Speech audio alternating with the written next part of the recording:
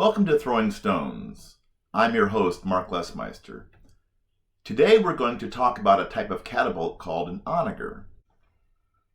The onager was used by the Roman army from the 4th to the 6th centuries. It didn't replace the ballista, but it did solve some of the problems that the ballista had. So, what were those problems?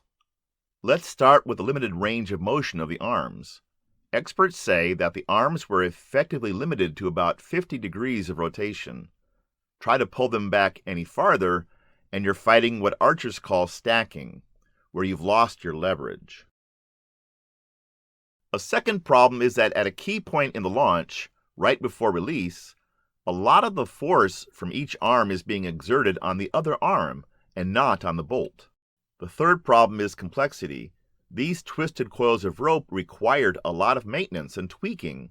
With 2 coils, it was much more complex because the arms had to be balanced in the force they exerted. So what if we took away one of the arms and moved the rope? That would make it simpler to use and help eliminate the stacking problem, especially if we rotated it on its side. We could now get the arm to rotate about 110 degrees, depending on how we pulled it back, and the arm would be pushing on the object the whole time. We'll talk more about the design of an onager after we build one from the kit.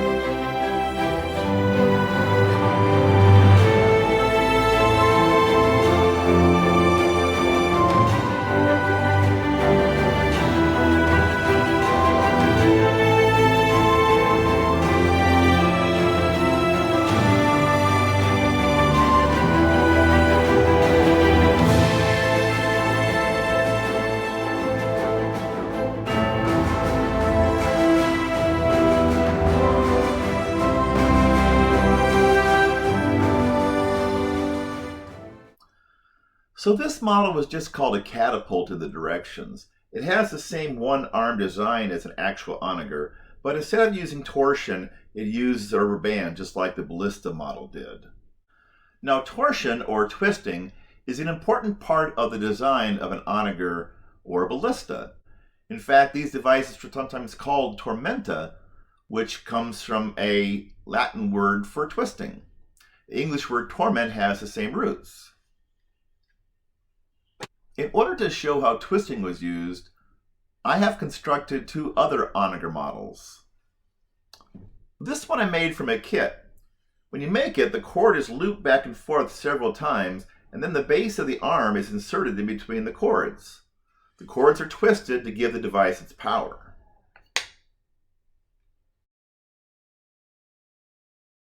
I designed this one myself. It's made from craft sticks and rubber bands and a plastic spoon.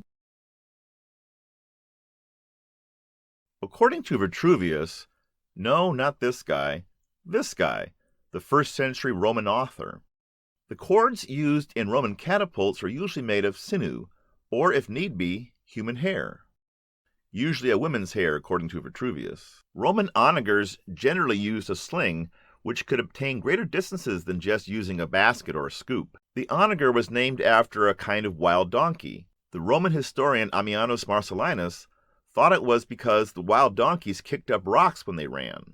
But it might have been caused by another trait.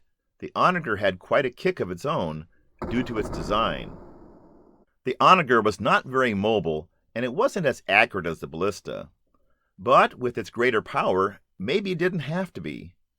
Ammianus writes of a battle in 378 CE when the Eastern Roman Empire was fighting the Goths.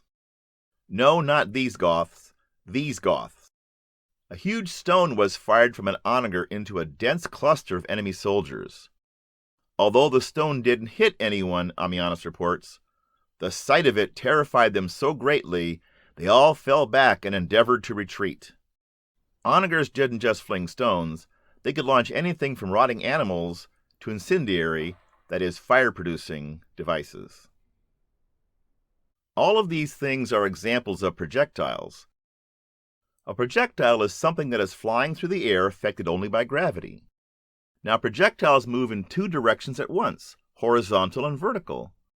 A question we might ask is, does the horizontal motion affect the vertical motion?